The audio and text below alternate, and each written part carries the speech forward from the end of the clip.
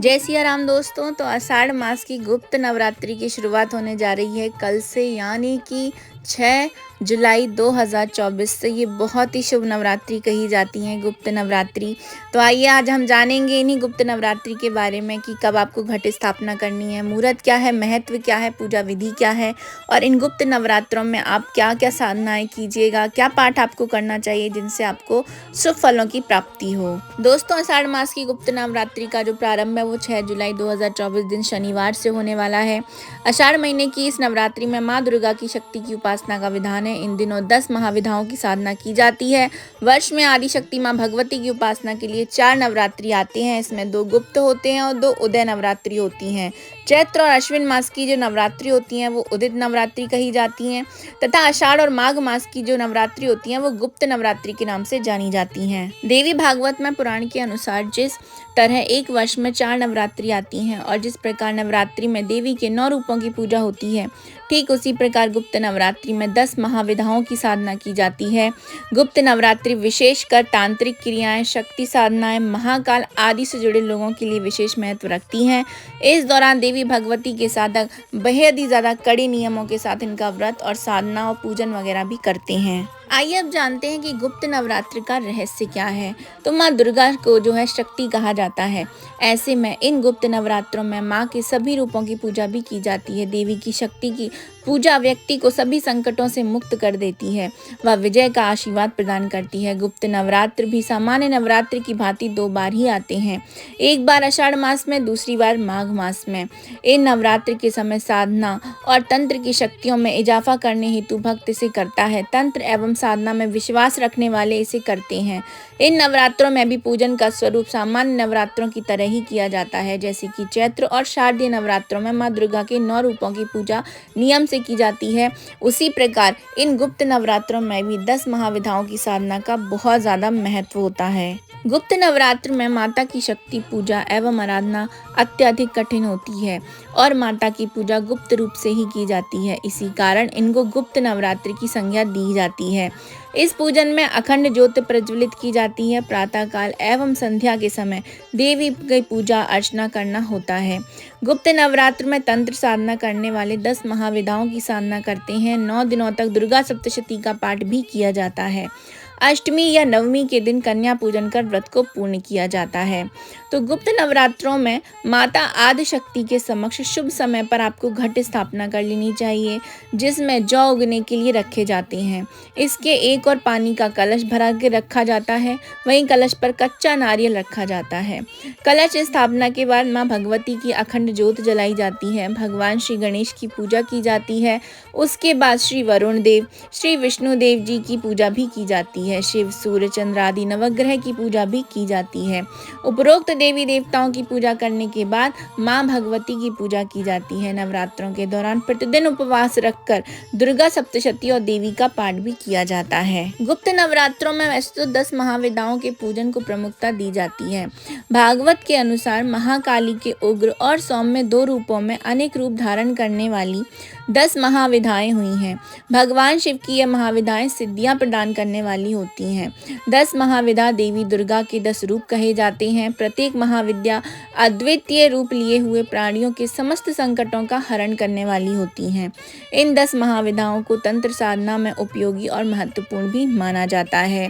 तो देखिए, वैसे तो जो गुप्त नवरात्रि है ये तंत्र साधनाओं की या माता काली की पूजा के लिए की जाती है, यानी कि जो 10 महाविधाएं हैं उनकी पूजा आराधना की जाती है। लेकिन यदि आपका कोई ऐसा अभीष्ट कार्य है जिसे आप चाहते हैं कि वो पूरा हो जाए, तो उसके निमित्त आप कोई भी पाठ जो है गुप्त नवरात्रियों में गुप्त रूप से आपको कर लेना चाहिए। यहाँ पर गुप्त रूप से किसी भी पाठ को करने का मतलब ये होता है कि आपको जो भी आप पूजा पाठ अपना कर रहे हो, जिस भी उद्देश्य के लिए कर रहे हो, उसकी आपको उसके बारे में चर्चा आपको किसी से भी नहीं करनी है, ना अपने घर में करनी है, ना बाहर करनी है, ना किसी दोस्त यार किसी से भी इस बारे में आपको चर्चा नहीं करनी है। बिल्कुल 9 दिनों तक आपको कठिन नियमों के साथ अपने उद्देश्य की पूर्ति हेतु माता के सामने आप कोई भी पाठ जो है कर सकते हैं। यदि आप लक्ष्मी की प्राप्ति चाहते हैं तो आप श्री सूक्त का पाठ कर लीजिए।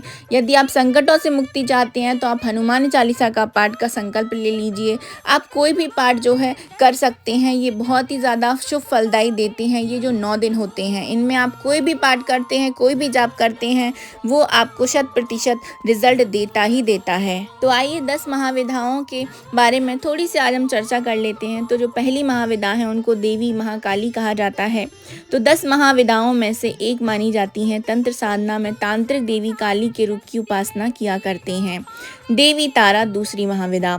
तो 10 महाविधाओं में से माँ तारा की उपासना तंत्र साधकों के लिए सर्व सिद्धि कारक मानी जाती है। माँ तारा परारूपा हैं एवं महासुंदरी हैं, कला स्वरूपा हैं तथा देवी तारा सबकी मुक्ति का विधान भी रचती हैं। माँ ललिता की पूजा से समृद्धि की प्राप्ति होती है। दक्षिण मार्गी शाक्तों के मतानुसार देवी ललिता को चंडी का स्थान प्राप्त भी है। माँ भुवनेश्वरी। माता भुवनेश्वरी सृष्टि के ऐश्वर्य की स्वामिनी है। भुवनेश्वरी माता सर्वोच्च सत्ता की प्रतीक है। इनके मंत्र को समस्त देवी देवताओं की आराधना में विशेष शक्तिदायक माना जाता है। त्रिपुर भैरवी। माँ त्रिपुर भैरवी तमोगुण एवं रजोगुण से परिपूर्ण मानी जाती हैं। माँ छिन्नमस्तिका। माँ छिन्नमस्तिका को माँ चिंतापूर्णी के नाम से भी जाना जाता है। माँ भक्तों के सभी कष्टों को, सभी चिंताओं को जो है मुक्त कर देती हैं। माँ धूमावती। माँ धूमावती के दर्शन पूजन से अभीष्ट फल की प्राप्ति होती है। माँ धूमावती जी का रूप भयंकर, अत्यंत ही ज़्यादा भयंकर है। इन्होंने ऐसा रूप शत्रुओं के संहार के लिए ही धारण किया था। माँ बगलामुखी। माँ बगलामुखी स्तंभन की अधिष्ठात्री देवी मानी जाती हैं। इनकी उपासना से शत्रुओं का नाश हो जाता है तथा भक्त का जीवन हर प्रकार की बाधा से मुक्त हो जाता है। ऐसा भी कहा जाता है कि माँ बगलामुखी का जो साधक होता है, यदि उसके बारे में कोई बुरा भी सोच लेता है तो ऐसा कहा जाता है कि माता उसको भी जो है दंडित करती हैं। देवी मातंगी। देवी मातंगी ये वीणा और संगीत की अधिष्ठात्री देवी कही जाती हैं। इनमें संपूर्ण ब्रह्मांड की शक्ति का समावेश माना जाता है। भगवती मातंगी अपने भक्तों को अभय का फल प्रदान करती हैं। माता कमला। माँ कमला सुख संपदा की प्रतीक हैं, धन संपदा की अधिष्ठात्री देवी हैं। भौतिक सुख सुविधाओं की इच्छा रखने वाले लोगों को इनकी आराधना ज़रूर से करना चाहिए। इनकी आराधना करना सर्वश्रेष्ठ भी माना जाता है। तो आप जो भी चीज़ की इच्छा रखते हैं या जो भी आपका उद्देश्य है, तो आप इनमें से किसी भी देवी की जो है साधना इन नवरात्रों में कर सकते हैं। ज़रूरी नहीं है कि आपको तांत्रिक साधना करनी है या बहुत कठोर तप करना है। आप कोई भी माता का जाप भी जो है इन नवरात्रों में कर सकते हैं। तांत्रिक हो गए या अघोरियों के लिए गुप्त नवरात्रि बहुत ज़्यादा महत्वपूर्ण मानी जाती है। इसमें 9 दिन तप साधना करने वालों को दुर्लभ सिद्धियां प्राप्त भी होती हैं। दोस्तों, हर युग में नवरात्रि की जो 4 नवरात्रि आती हैं साल की, अपना अपना महत्व रहा है। तो आइए जानते हैं उस महत्व के बारे में। तो शास्त्रों के अनुसार इन दिनों माँ दुर्गा की पूजा अर्चना करने से सभी प्रकार के दुख दूर हो जाते हैं और घर में सुख समृद्धि बनी रहती है।